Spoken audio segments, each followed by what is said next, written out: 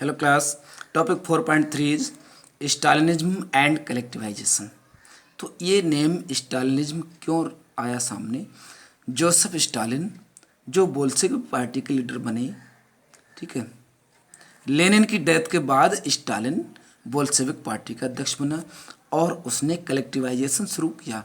Collectivisation क्या होता है? सामूहिकीकरण, या जिसे हिंदी में कहें कि जमीन की चकबंदी व्यवस्था कराना। वो काम कलेक्टिवाइजेशन स्टालिन ने शुरू किया।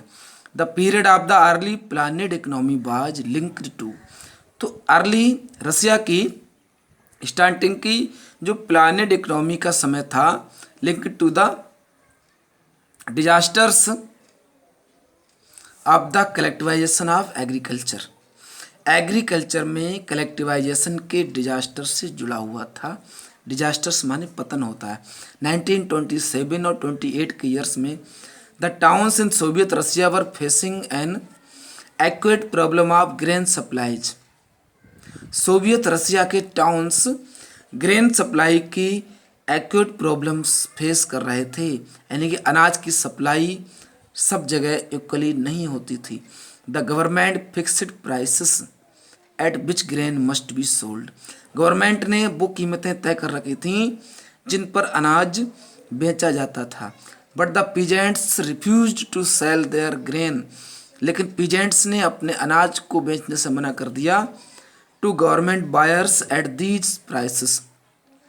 तो इन प्राइसेस पर गवर्नमेंट बायर्स के लिए ये अनाज बेचने से मना कर दिया फार्मर्स ने। मतलब फार्मर सिंपली क्या है कि फार्मर्स अपना अनाज सरकार को उस रेट पर नहीं बेचेंगे। Stalin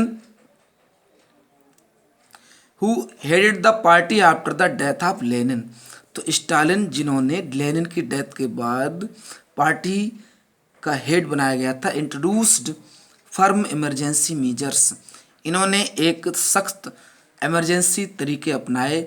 he believed that rich peasants and traders, उनका विश्वास क्या था कि धनी फार्मर्स एंड रिच पीजेंट्स और traders in the countryside were holding stocks in the hope of higher prices. तो हायर प्राइसेस की उम्मीद में वो स्टॉक होल्ड किए हुए हैं।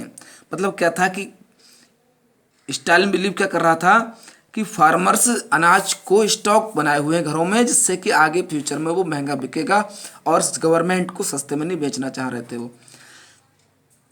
Speculation had to be stopped and supplies confiscated, यानी कि सट्टेबाजी स्पेकुलेशन रोकी जाए और सप्लाई को जब्त किया जाना था।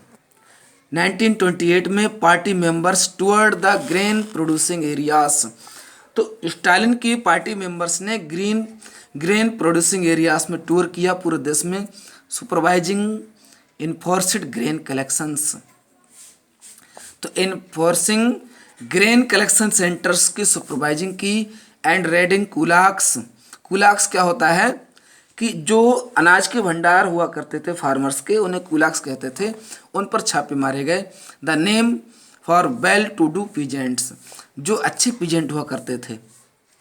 वेल टू डू पीजेंट्स यानी कुलाक्स उनको कहा जाता था जो वेल टू डू पीजेंट से रिच पीजेंट्स थे।